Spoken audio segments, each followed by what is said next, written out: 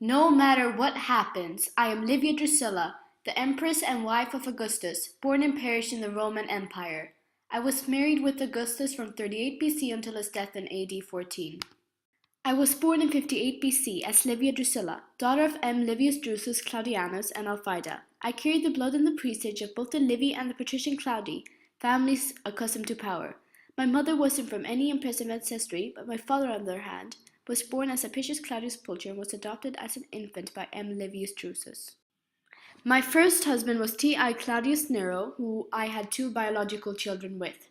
Their names are Tiberius, born in 42 BC, and Nero Claudianus Drusus, who I was pregnant with at 6 months as I married my second husband, Julius Caesar Octavianus, also known as Augustus, in 38 BC. Augustus divorced his first wife Scabonia, who had just given birth to his only natural child Julia, to marry me. People said that my marriage with Augustus was political, which was true. I played the role of a loving, dutiful, and old-fashioned wife, but that didn't mean that I didn't have a great deal of private ability. Already in 35 BC, I got my first official mark of status, with the right to manage my own financial resources, which gave me the same protection that Augustus had. I also received a public statue, an honor that was almost unique for a woman at that time. In 9 BC, a second public statue was made of me as well. I made my greatest influence within my family. Some historians even dared to give me the role of the wicked stepmother, since I was ambitious for my own sons at the price of other members of the household. Some said that I killed C. Claudius Marcellus, Augustus' nephew, for my sons to keep having their power. I could use my power to punish people, like, for example, slaves.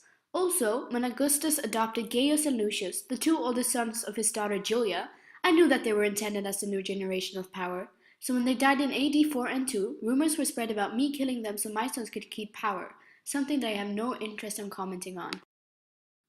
It's also said that I killed my own husband, Augustus, since if he wasn't going to die, he might put someone of his blood on the throne instead of my son Tiberius.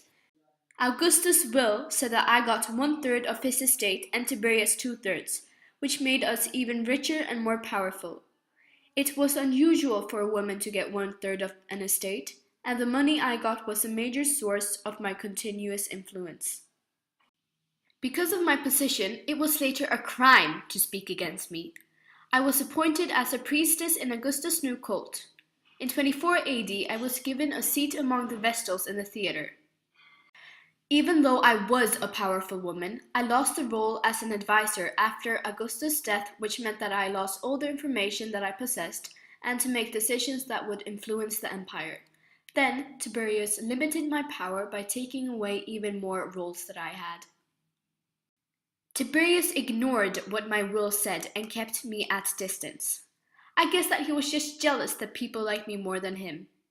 Instead of asking me for advice, Tiberius asked his praetorian prefect, L. Aleus Serianus, and his influence rose as mine sank.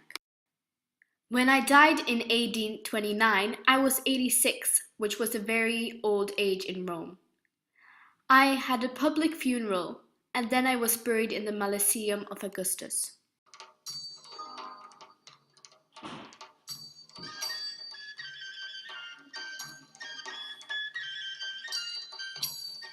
Created using Powtoon.